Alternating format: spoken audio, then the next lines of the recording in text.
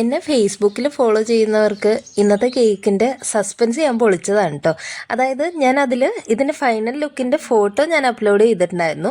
എനിക്ക് ഈ കേക്ക് ചെയ്ത് കഴിഞ്ഞപ്പോൾ തന്നെ ഉണ്ടല്ലോ, സത്യം പറയാലോ, ഇത് കാണുന്നവരെങ്ങനെയാണ് പ്രതികരിക്കുന്നതെന്നുള്ളത് അറിയാനായിട്ടുള്ളൊരു ക്യൂരിയോസിറ്റി കുറച്ച് കൂടുതൽ തന്നെയായിരുന്നു. അതുകൊണ്ട് തന്നെ ഞാൻ ഈ കേക്ക് ചെയ്ത് കഴിഞ്ഞ പാടെ തന്നെ ഞാൻ ഫേസ്ബുക്കിലെടുത്ത് ഇതിൻ്റെ ഫൈനൽ ലുക്കിൻ്റെ ഔട്ട്പുട്ട് ഞാൻ ഫോട്ടോ പോസ്റ്റ് ചെയ്തിട്ടുണ്ടായിരുന്നു. എന്നിട്ട് ഞാൻ അതിൽ പറയുകയും ചെയ്തു, ഇതെന്താ ഐറ്റം എന്ന് പറയുന്നവർക്ക് ഒരു പ്രത്യേക കയ്യടിയെന്ന്. ഞാൻ ഒട്ടും പ്രതീക്ഷിച്ചില്ല.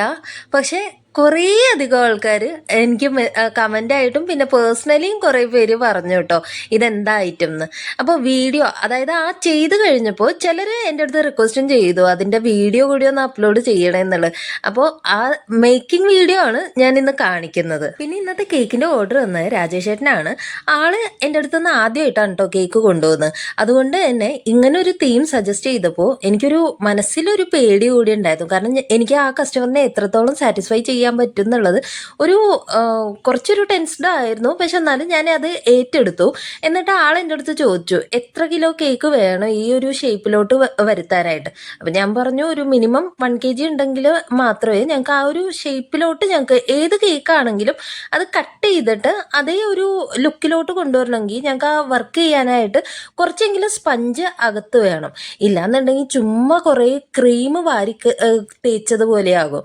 അപ്പോൾ അതുകൊണ്ട് തന്നെ ആളപ്പോൾ തന്നെ പറഞ്ഞു, ഓക്കെ 1 kg അല്ലേ, എടുത്തോ. ഫ്ലേവർ ആൾ എന്നെ സജസ്റ്റ് ചെയ്തു. കാരണം ഗ്രീൻ ഔട്ട്സൈഡാണ് കൊടുക്കേണ്ടതെന്നുള്ളത് കൊണ്ട് തന്നെ, ഗ്രീൻ അല്ലേ പുറത്തേക്ക് വരുന്നത്, അപ്പോൾ ഇൻസൈഡും ഗ്രീൻ തന്നെ ഇരിക്കട്ടെ, പിസ്ത മതി ഫ്ലേവർ എന്ന് പറഞ്ഞു.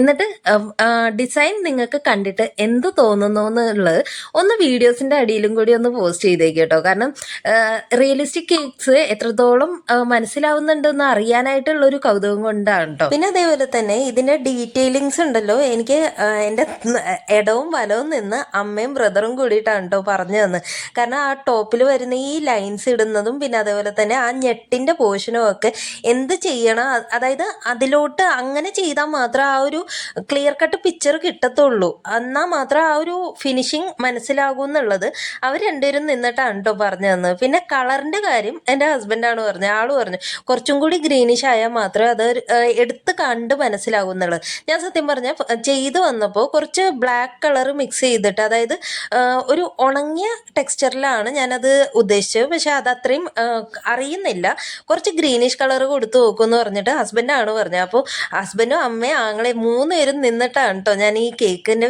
വർക്ക് ഫിനിഷ് ചെയ്തത്. കണ്ടിട്ട് നിങ്ങൾക്ക് ഇത് എന്തായിട്ടാണ് തോന്നുന്നത് എന്നുള്ളത് ഒന്ന് കമൻറ്റ് ചെയ്യണം കേട്ടോ. പിന്നെ അതേപോലെ തന്നെ വീഡിയോസ് ഇഷ്ടപ്പെടുന്നവർ ഒന്ന് ലൈക്ക്, ഷെയർ, ഫോളോ.